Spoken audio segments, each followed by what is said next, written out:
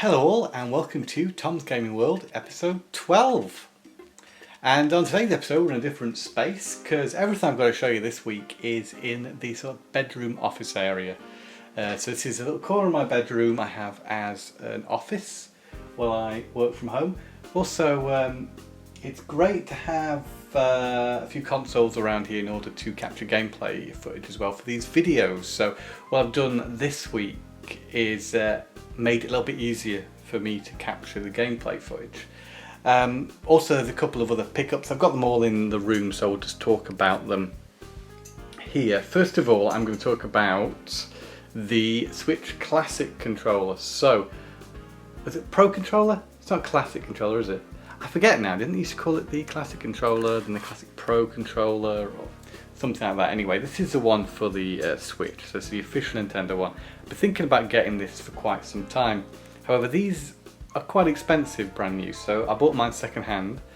A little bit cheaper than the new ones, for about £40 it's cost me for the second hand one. Problem was, when I got it, the Y button was sticking a little bit. After taking the controller apart, I found there was some sort of sticky residue on the shaft where the button's placed. So I was able to clean that up, and God knows what it was, but it was, yeah, the controller worked. However, the button was, yeah, it didn't feel right to press. So we fixed that up, and now the controller is as good as new. The only difficulty was putting it back together because there were a couple of bits when they fell out. I wasn't exactly sure which way round they went back in. It was something underneath the home button, kind of like a soft squidgy bit of plastic, and I put it in upside down at first, but I sorted it out in the end.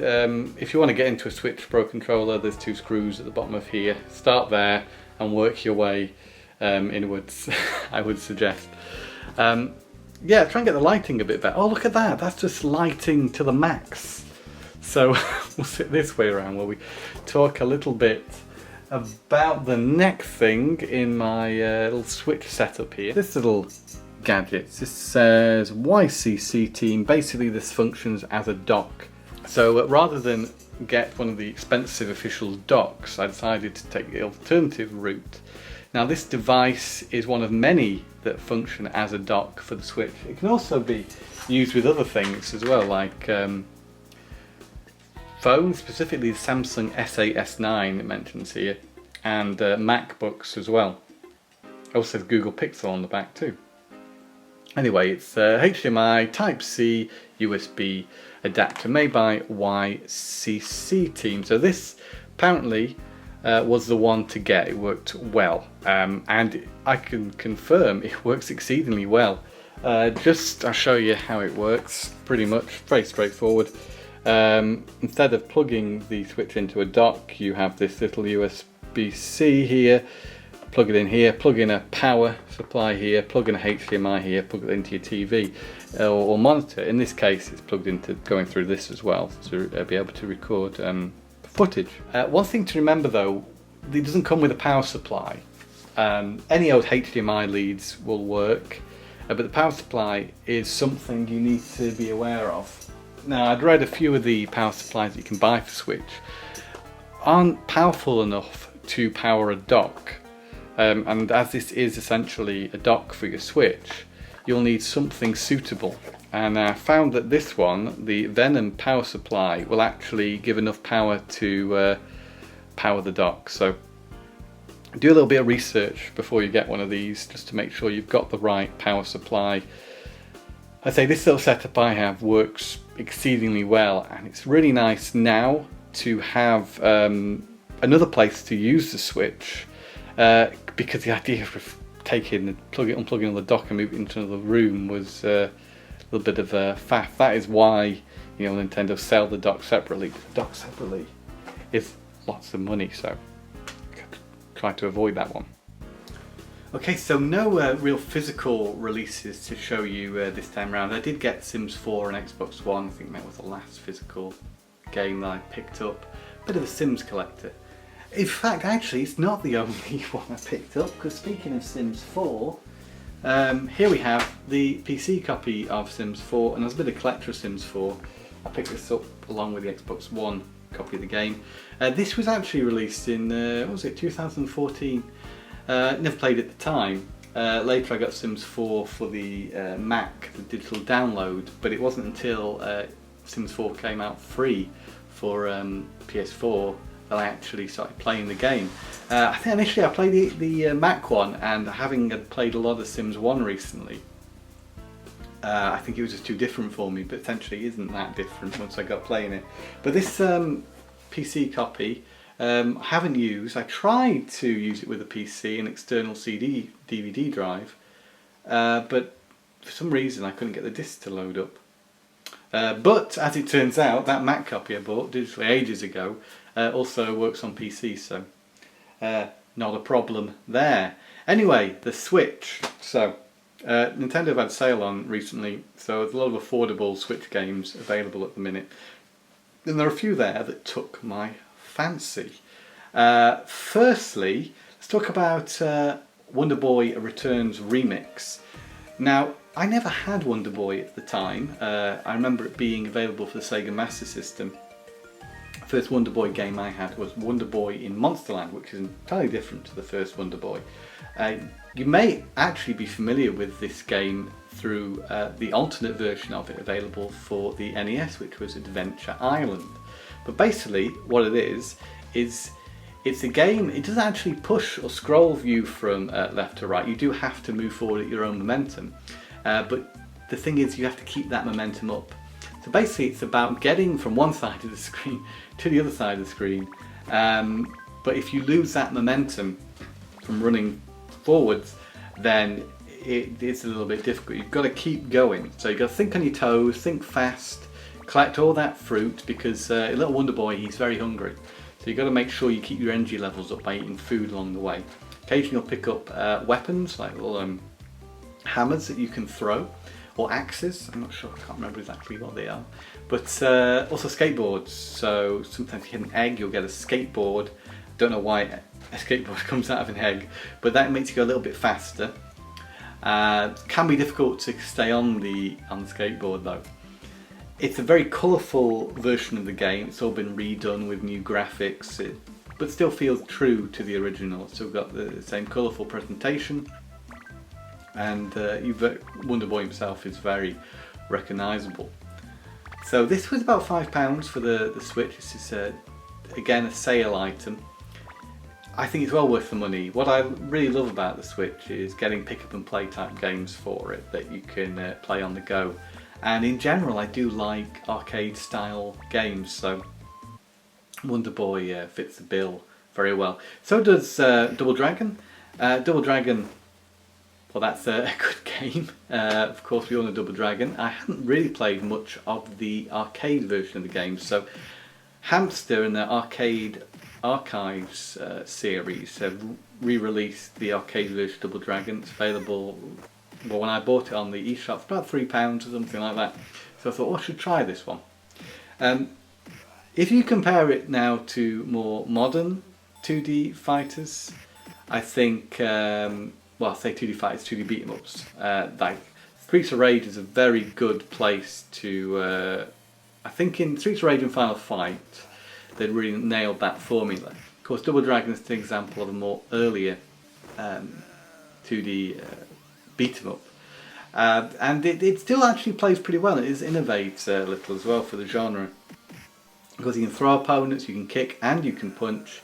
The ability to do both, I don't know if it adds to the gameplay too much, but you can attack an enemy while you're being held by another enemy, which you can pick up items, throw them. You know the drill with these type of games. So it's actually, the music's still good too. Holds up pretty well. But next to the next game I picked up, which actually wasn't in a sale, but had to get hold of a copy of this one. This was Streets of Rage 4, which is very good. I'd played Streets of Rage 3 very recently before playing this one. And yeah, it's Streets of Rage, and it's great. And there's more of an emphasis on combos in this one. There's quite a few different ways you can attack in the game. Some which eat up some of your life meter, but they've introduced this sort of gameplay mechanic where if you successfully do combos after doing one of these super moves that drains your energy a bit, you kind of build your health back up. So that's quite fun. Also, you can play some multiplayer with up to, I think there's 4 players, isn't there, on this one?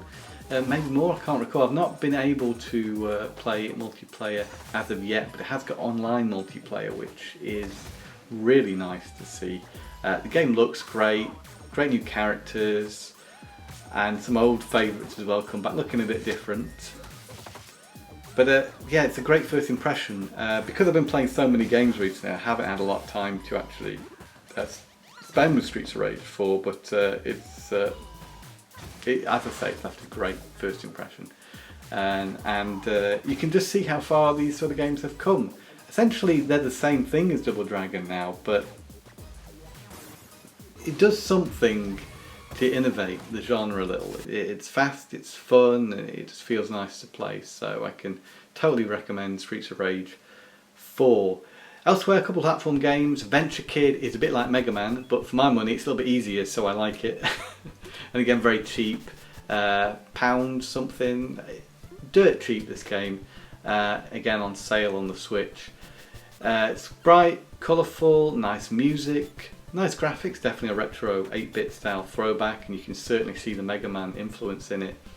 But yeah, I got to grips with it fairly quickly. It's challenging in all the right places, but so far into the first couple levels, not too challenging, so I like that about it actually. And I can recommend this. It may seem a little bit generic in terms of the main character and maybe some of the level design, things like that. Well, the look of the level design actually is pretty good, I think. But I think for the money, this is great fun if you like that sort of Mega Man platforming thing, and maybe you like the Mega Man games but you've always struggled with them a bit like me. So so far so good though. It's a very accessible Mega Man or Rockman type game. What's it? Whipsy. Yes, Whipsy is a bit like Kirby, but he's not like Kirby. He's pink, like Kirby, and round, but instead of sucking in his enemies, he has a little whip, and you can use it to attack your enemies, swing on little hooks floating in midair, as you do in video games, and also use it to help you get across larger gaps by using it as a little propeller type lasso thingamajig. I've heard this game's rather short, but it was only 84p. So that's alright with me, even if it is only 45 minutes worth of gameplay. Great fun, colourful, again nice music. A little bit of a challenge too, it's not too easy, again which I like, and for my sort of capabilities it feels just right for me, so really been enjoying Whipsy as well. Picked up Battle Sloth, haven't played that yet, so can't really tell you much about that one, but I also picked up Panic Paradise or something like that. I can never remember quite the exact title of that one, but this is a bit like Pipe Dream. I used to play Pipe Dream on the PC back in the day, and it's challenging because you only have so many. Well, basically if you mess up and you move the pipe into a place where you can't then move it again, then you have to reset the puzzle. And what the puzzle is, to explain if you haven't played Pipe Dream, you have 2 ends of a pipe, and you have to basically fill in the middle so the water will flow through from one end of the pipe to the other. So you do this by moving the pipe pieces around, maybe turning the pipe pieces where you need to, and yeah, it's quite challenging. I find the turning of the pipe pieces within a limited space to be quite difficult, so I often find myself having to reset the puzzles. So you'll be seeing some gameplay footage. I probably won't be doing very well. But it's got lovely art style and relaxing music, so I quite like that about it. And finally, Crazy Climber.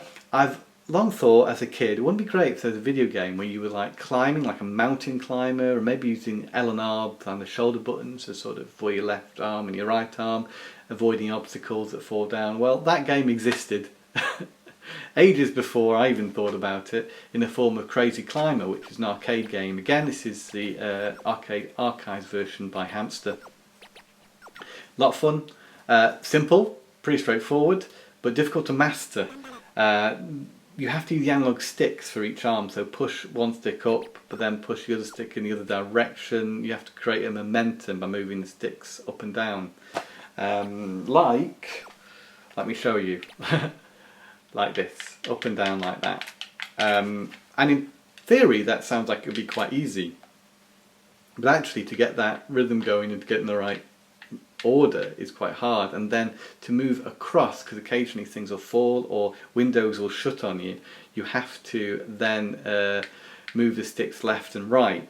And I always struggle with that in this particular game, because if I feel like I'm doing the right thing to move over to the left or the right, but it sometimes doesn't work. So it's evident that there is still a bit of mastery to be had in a Crazy Climber. Otherwise, I've been playing on mostly the Xbox One, doing some live streams. So I've done Crackdown 3, which I'll just make it quick and snappy, because if you want to check out the live stream that's on the channel. Crackdown 3 plays very well, it's very tight, it's very much like Crackdown 1, which is an open world game where you fight crime. It's like GTA, but instead of being the criminal, you're the police. But it's set sort of a future sci-fi universe where you've got superpowers like the ability to pick up very heavy objects or jump really high. But yeah, I don't know what it is about this game, because it's very colourful, it plays well, it just doesn't feel like anything new, fresh, lacks a bit of personality, I would have to say. It doesn't feel like it's innovating particularly. However, it's a fun game and it's very playable, and so if you find it cheap enough and you like the original Crackdown, I suppose this is more of the same, so you might enjoy it. And then Dead Rising 3, big fan of Dead Rising 2, didn't really get into Dead Rising 1, but Dead Rising 2 I've played a lot, used to play in co-op quite a bit actually, and really like that game. So going to Dead Rising 3, a lot of things carry over into that game, but now you've got a more open world to explore. However, the gameplay itself feels reasonably linear as it moves you on to one event after the other as you get further and further into this big open world. It's very violent, really extreme, so definitely not one for younger blast processors out there. But yeah, it's a good game, plays well. I really enjoy it. It's got a lot of personality and nice graphics for an Xbox One launch title. Also has Kinect support, so you can say certain things and it will either do an in-game action, basically bring up the menu, reload your gun or something like that. So the fact it's got Kinect integrated shows it was an early Xbox One game, but also if you've got a Kinect, it's quite nice. But when you're streaming it, it's quite difficult because it thinks you're talking to it when you're actually just presenting a live stream. And yeah, last Streets of Rage 3, I previously mentioned, played a bit of that before Streets of Rage 4.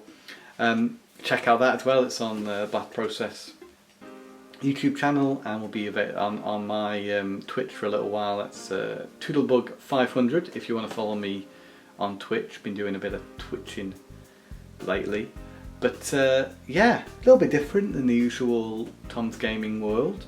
Oh, maybe you've discovered some games you've not tried yet and maybe feel like giving it a go, especially some of those Switch games that are super cheap at the moment.